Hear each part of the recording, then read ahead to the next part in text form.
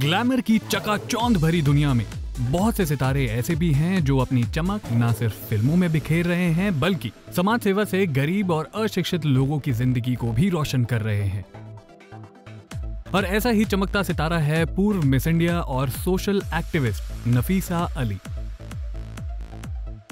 बचपन में एथलीट रह चुकी नफीसा अली 54 साल की उम्र में भी अपने अंदर छिपे बचपन को जीने का सही स्टाइल मानती हैं। जिंदगी एक सफर ही तो होता है एंड जब मैं छोटी थी I was a champion swimmer, athlete, Tom boy and I think अब जब उम्र 54 इयर्स हो चुका है, आई लुक 64-65 का सफ़ेद बाल है।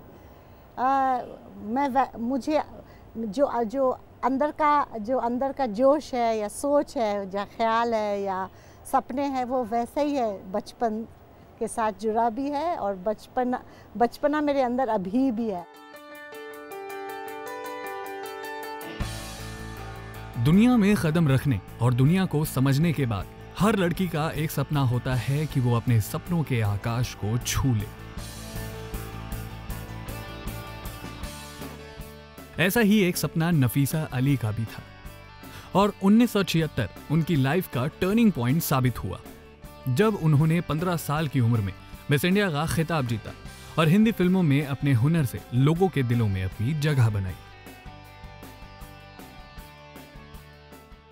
मीडिया तो मेरे ज़िंदगी के साथ जुड़ा है जब से आई वॉज 15 ईयर्स ओल्ड और मिस इंडिया मुझे एक पद दिया जहां मैं सोशल सर्विस के साथ मैं काम कर सकती थी और एंड टेक्निकली उसके साथ अब जब मैं समाज सेवी बन गई और मैं गली गली या गांव या देश के चारों कोना पे जब मैं घूमती हूँ, सिनेमा भी मुझे सपोर्ट देते हैं क्योंकि सब लोग मुझे पहचानते हैं और जब मैं कुछ कहती हूँ तो मेरा जो नीति है या सोच है या मेरा जो मकसद है लोग को छूते हैं और लोग सोचते हैं कि ये जो नफीसा अली कहती है सच में इनके अंदर एक विश्वास हम लोग देखते हैं।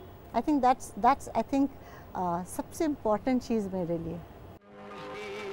श्याम बेनेगल द्वारा निर्देशित फिल्म जुनून के बाद इन्होंने शादी की और एक अच्छी पत्नी और अच्छी मां होने के नाते इन्होंने अपने बच्चों को बेहतर जिंदगी देने के लिए सिनेमा से कुछ वक्त के लिए ब्रेक ले लिया। जुनून के बाद मैंने शादी कर ली और मैंने एक फौजी के साथ शादी की और मैं एक गुड आर्मी वाइफ बनी एंड आई थिंक मेरे इम्पॉर्टेंट थे कि मेरे बच्चे एक साउंड एंड सिक्योर एटमॉस्फेयर में बड़े हो, उसमें कोई कंफ्यूजन ना हो, इसलिए मैंने पूरे सिनेमा वर्ल्ड से मैं दूर हो गई, मीडिया वर्ल्ड से दूर हो गई। मगर जब मेरा बच्चे बड़े होने लगे तो मेरे अंदर एक आवाज़ उठे कि अब कुछ करो।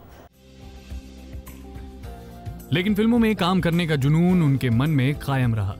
लंबे अरसे के बाद मेजर साहब, लाइफ इन अ मेट्रो, यमला, पगला दीवाना जैसी सफल फिल्मों में काम किया और आज भी नफीसा अली किसी न किसी फिल्मों में अपनी अदाकारी से लोगों को चौंकाती रहती हैं।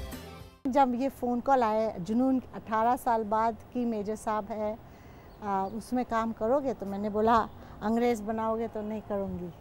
तो इसने बोला नहीं अमिताभ के साथ है फौजी, आप भी उसी में फौजी हो, तो मुझे बहुत अच्छा लगा। That's why I love doing it. और कोई ना कोई रोल्स कभी कभी मेरे लिए आते हैं जिसके लिए मैं सिनेमा इंडस्ट्री से शुक्रगुजार हूँ क्योंकि बहुत कम लोग हैं जो सिनेमा वर्ल्ड याद करते हैं। समाज की सेवा के साथ साथ इन्होंने पॉलिटिक्स में भी हाथ आजमाया, लेकिन आज किसी पॉलिटिकल पार्टी में ना होने के बावजूद ये देश की सेवा से जुड़ी रहना चाहती हैं।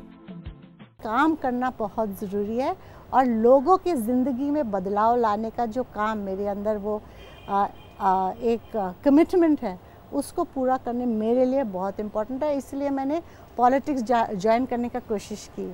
मगर सच तो ये पैसा बहुत चाहिए और जो वो मेरे पास नहीं है, मगर ख्वाब तो अभी भी है। अपना बुटीक चलाने वाली नफीसा आज अच्छी लाइफस्टाइल के लिए अपनी जिंदगी के हर मोमेंट को एंजॉय करती है। अब मेरे अंदर बुढ़ापा आ गए या घुटने में दर्द है या सफ़ेद बाल हो चुका है, अब मैं क्या करूँ, हाय हाय हाय, फिर तो आप वैसा ही रह जाओगे। तो have be full of energy, love life. एक रोल मॉडल बनना चाहिए नौजवान के लिए, बिकॉज आपको पता है कि नौजवान हमारे देश में कभी कभी भूल जाते हैं जीने का जो करेक्ट स्टाइल जो है। नफीसा भारत में बदलाव की स्थिति को समझती है। उनका मानना है कि अगर महिलाओं को एक मौका दिया जाए तो देश का रूप ही बदल सकता है और बेहतर कल की शुरुआत हो सकती है। एक औरत शादी करती है, बच्चा पैदा करने के वक्त प्रेशर आते हैं कि बेटा पैदा करो। मेरे हिसाब से बेटा हो या बेटी, आप उनको वैसा ही बड़ा करिए जैसे एक प्रोडक्टिव प्रोग्रेसिव इंडिया के लिए हम लोग मिल के काम कर सकते हैं। आज हमारे देश में ऐसे एक्टिव लोगों की जरूरत है जो देश को अलग दिशा दे सकते हैं, और नफीसा इसका सबसे अच्छा उदाहरण है, जो इतनी सारी एक्टिविटी में इन्वॉल्व होते हुए भी अपने देश के विकास के लिए कुछ ना कुछ करती रहती है।